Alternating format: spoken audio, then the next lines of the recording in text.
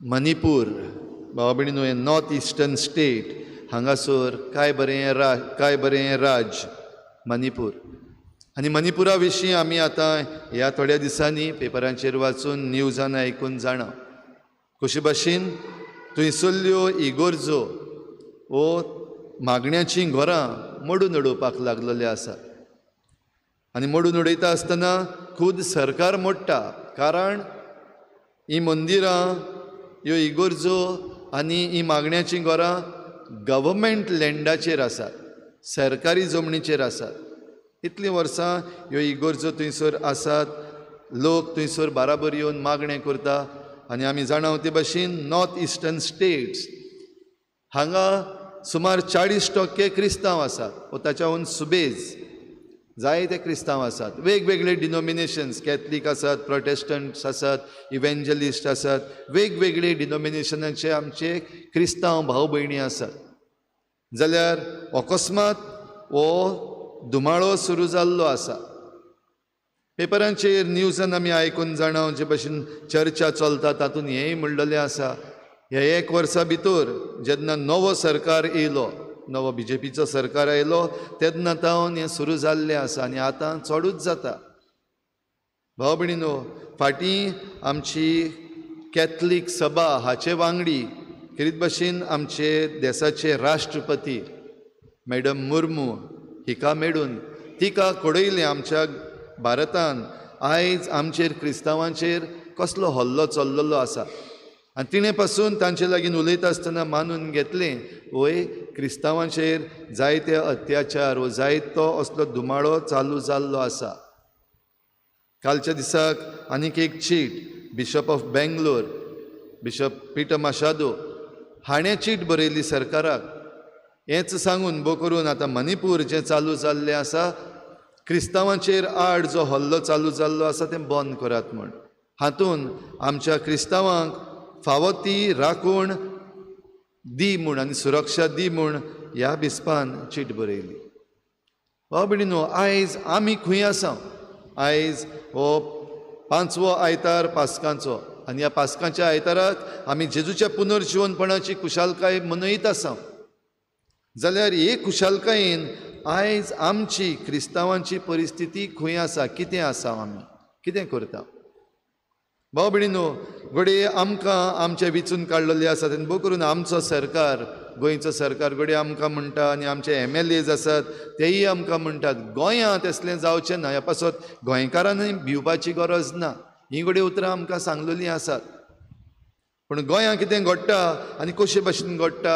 खंयच्यो खंयच्यो वाटो आपणायल्ल्यो आसात आयज जे आपणाच्या हातांत पदवी दवरपाक सोदतात तांणी ते आमच्या सगल्यांच्या दोळ्या मुखार आसा आनी हे आमच्या दोळ्या मुखार आसा तेन्ना आमचो भावार्थ जिवंक आमी क्रिस्तांव मनशां जीं आसात आयज जीं आमी हे मिसाचे भेटेन बसलेलीं आसा आनी आमचीं घरचीं जीं आसात आमच्यो फामिली आसात आमचें क्रिस्ती जिवीत कसलें आयच्या पयल्या वाचपान आमी धर्मदुतांच्या इतिहासांतलें वाचलां आनी धर्मदुतांच्या इतिहासान खेरीत भाशेन ही शिकवण आमकां मेळ्ळ्या की ती पवित्र सभा तेन्ना वाडटाली तांचो आंकडो वाडटालो नंबर वॉज इनक्रिजींग आनी हो आंकडो वाडटा आसतना जो खेरीत वावर आसा देवाच्या उतराचे परगटणेचो आनी मागण्यांचो ताका इल्लोसो उणो वेळ मेळपाक लागलो आनी जे आपोस्ल आसात ते बिजी जावपाक लागले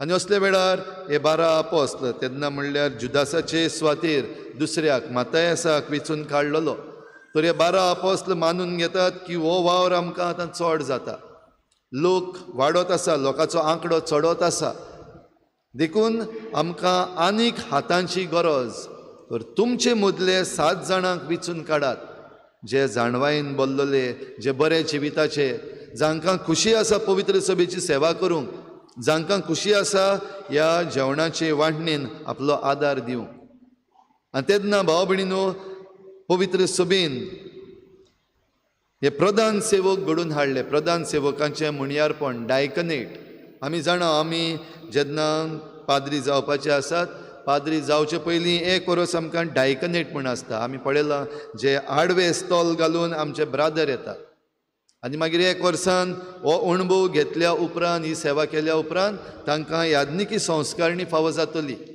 तर पवित्र सभेन ही प्रधान सेवकाचें मुणयारपण आसा. देवाचें उतर परगटूंक तांच्यान भाग घेवंक जाता, देवाचें जेवण वांटूंक तांच्यान भाग घेवंक जाता, तांच्यान आशिर्वाद दिवंक जाता. तर भाव भयणीनो, हो वावर करूंक जांकां वेंचून काडले तांणी आपलो वावर केलो, मुखार सरले आनी पवित्र सभा, ती पयली पवित्र सभा चडत वाडत रावली. आयज आमची परिस्थिती कितें आसा? आयज आमचो आंकडो खंय आसा? आयज जायते फावटी आमचो आंकडो चडटा तो दिश्टी पडटा. आमची फिरगोज चिखलेची, आमच्यो फॅमिलीज आतां वाडल्यात कश्यो? जे दुसरे गांवचे आमची भाव भयणां आसात, क्रिस्तांव भाव भयणां आसात, ती आमच्या गांवांत येवन रावपाक लागलेलीं आसात वेगवेगळ्या कारणाक लागून. कोण कामाक लागून, जाल्यार कोण आतां डिवेलपमेंट जो चालू आसा, आनीक दुसऱ्या गांवांनी जी लूट चल्लेली आसा, आमच्या गांवांत येवन रावपाक लागलेलीं आसात. नंबर वाडटा. सेवा करपाक आनीक हात जाय.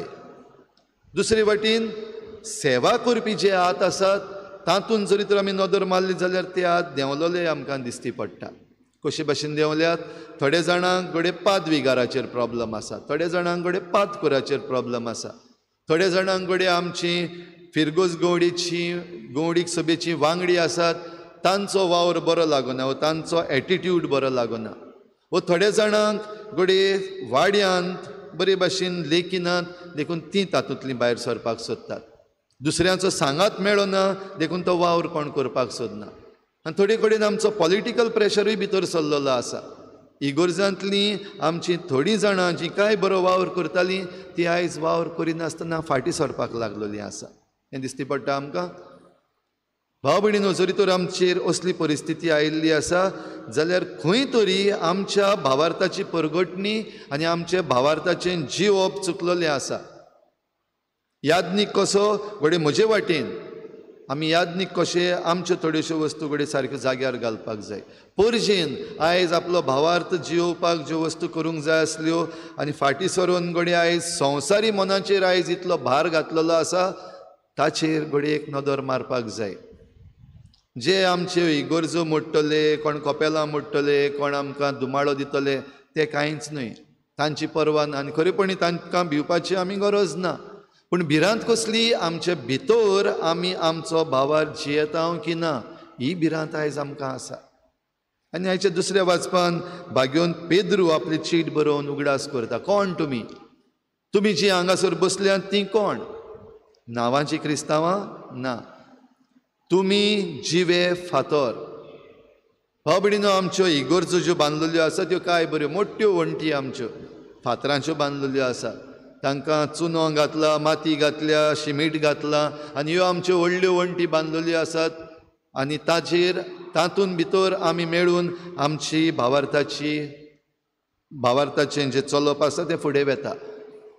पूण भाग्योन पेद्रू आपले चिटीन किरीत भाशेन आमकां उगडास करता, ह्या फातरांची पवित्र सभा घडना.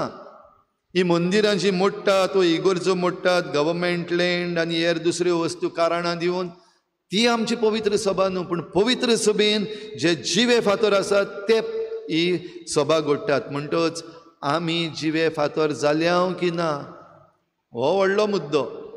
आनी जिवे फातर जावप म्हणल्यार कितें? आमचो भावार्थ जियोप. क्रिस्ती भावार्थान आमकां जायती शिकवण आसा. जेजून आमकां जायती शिकवण दिल्ली आसा. ही जेजूची शिकवण आमी आमच्या जिवितांत पाळटा की ना? आमी क्रिस्ती भावार्थी आनी क्रिस्तांव अशें आमी म्हणटा. आयज तुजो भावार्थ तूं जियेता, आयज तुजो घोराबो हो क्रिस्ती भावार्थ जियेता, आयज तुज्या वावराचे सुवातेर तूं क्रिस्तांव म्हूण सांगपाक तूं तयार आसा काय भियेता?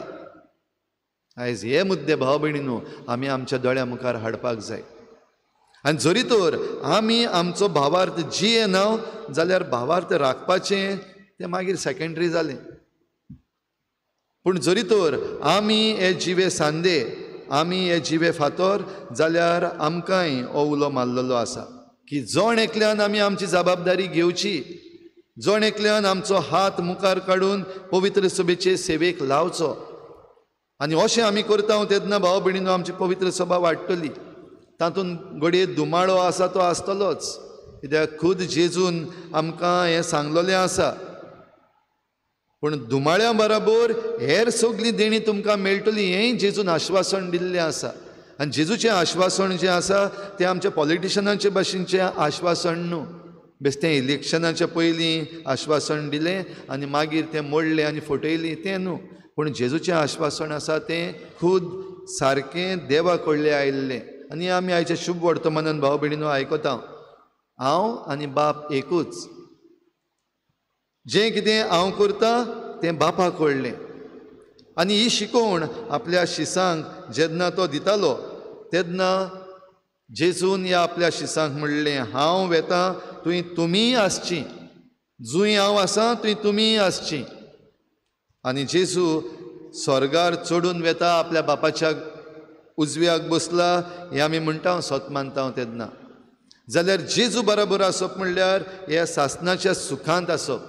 आमच्या ह्या संवसाराचें पयण जेन्ना आमी सोंपयतले तेन्ना जेजू बरोबर आसप म्हणल्यार हें सासणाचें सूख आमकां फावो जावप, खुशाल जावप. जाल्यार हें जातलें जाल्यार आमकां ती वाट चलूंक तयार. ह्या पासत ताच्या शिसांनी आपोस्लांनी प्रश्न केले. तांतल्या तोमासान म्हणलें, सायबा तूं खंय वेता तें आमी नकळो, वाट कशी जाणा जातलें हांव. ताका जाबाबूय जेजून दिला, वाट सोत आनी जिवीत हांवूच. म्हजे वरवीं तुमच्यान बापा सोबें भितर सरूंक जाता. हांवूच ती वाट, हांवूच तें सोत, हांवूच तें जिवीत. जाल्यार भाव भयणीनो, हें घेवपाक आमकां आडकोड आसा. कित्याक जायते फावटी आमकां सांगूनूय समजना. आमी आयकलां जायतें, आमी शिकल्या जायतें, पूण तें आमच्या मनान उरना. आनी मनान उरलें जाल्यार पासून तें फाडपाक कितलें अवघड. ह्या पासून जायते फावटी आमी फाटल्यान आमचीं पावलां मारता. आनी असल्याच कारणान फिलिपानूय जेजूक प्रश्न केलो, सायबा आमकां बाप दाखय. ही विनंती. तूं बापा विशीं इतलें उलयता, बापाची शिकवण आमकां दिता, आमकां बापाशी व्हरतलो म्हूण सांगता, जाल्यार आमकां बाप दाखय. कित्याक तो तुजो बाप आनी तूं ताचो पूत मानून घेतला तांणी. तरी आसतना जायत्यो वस्तू समजनात तांकां, देखून म्हणलें आमकां बाप दाखय. आनी ह्या उतराक जेजूचोय जबाब आमी आयकला. इतलेंय तुमचे बराबर हांव आसून, इतलो वेळ तुमचे बराबर वावर करून, इतलो वेळ तुमकां म्हज्या वावरान मिसळ करून, इतलो वेळ तुमकां ओत्सोरियां करून दाखोवन तरी तुमी सोत मानिनात. भाव भयणीनो, आयज हो प्रश्न आमकांय बीन आसा काय जेजूचो?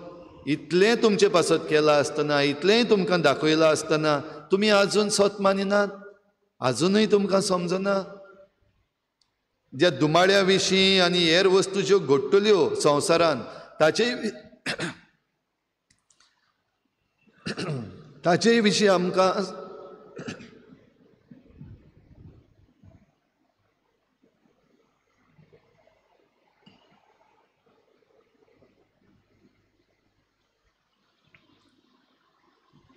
ह्या दुमाळ्या विशीं आनी ज्यो वस्तू आतां घडटात ताचे विशीं आमकां जेजून सांगलोलें आसा पयलींच. जाल्यार हें सगळें समजून घेवंक आमी निबर मनाची काय? आनी जरी तर आमी समजता जाल्यार ताचें सोल्युशनूय आमकां दिल्लें आसा. कितें करपाक जाय? म्हज्या मोगान रावात, एकामेकाचो मोग करात, एकठांय रावात, हें आमकां सांगलोलें आसा. आनी आमकां जरी तर आमचें जिवीत सांबाळूंक जाय, हें जेजून सांगलां तें करूंक आमकां कित्याक अवघड? कित्याक आमी फाटीं सरता? कित्याक आमी एकामेकाच्या हाताक धरून चलना? कित्याक आमी एकामेकाची वाट लावपाक भोंवता? कित्याक ह्या संवसाराची आशा आसा ताणी आमकां घडयेक एके भाशेन ओडून दवरलेलीं आसा. ह्या संवसाराची पदवी आसा, ते पदवेन घडये आमकां चिड्डावन दवरलेलीं आसा. आनी तातूंतलीं जरी तर आमी भायर सरना, म्हणजे हे आशेंतलीं आनी हे पदवेंतलीं जरी तर आमी भायर सरना जाल्यार आमकां सुटका ना. तर भाव भयणीनो, आयच्या दिसाक ही कृपा आमकां जण एकल्याक मागून घेवया. आमी हें सगळें समजून घेवंक, आमी जण एकल्यान आमची क्रिस्ती जबाबदारी पाडूंक, आनी आमचे मदल्या कोणाकूय कितें वायट घडटा. आतां मणिपूर हांगासर ही गरजो मोडपाक लागलेले आसात. थंयसर आतां लोकांक त्रास जावपाक लागलेले आसात. थोडे जाण गांव सोडून गेले. असल्या वेळार आमी जीं गोंयांत आसात आमकांय दूख जावपाक जाय.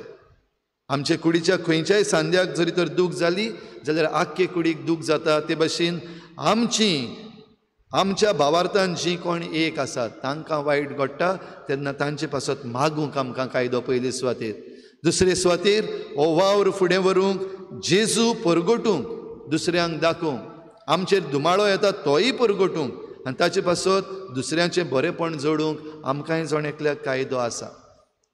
तर हे भेटेन आमचें अर्पण करुया. होच जेजू आतां ह्या आल्ताराचेर येता. उंडो सोरो जेजूच्या मासा रोगतान बदलता. तर तो आमी घेवन जेन्ना ह्या इगर्जेंतले भायर सरतल्यांव, आमच्या घरान वेतल्यांव, आमच्या वावराचे सुवातेर वेतल्यांव, ह्या संवसारान आमी वेतल्यांव, तेन्ना जेजू आमी आमच्या उतरांनी करण्यांनी दुसऱ्यांक दिवंक हे भेटेंत आमकां कृपा मागून घेवया. कोण तुमी?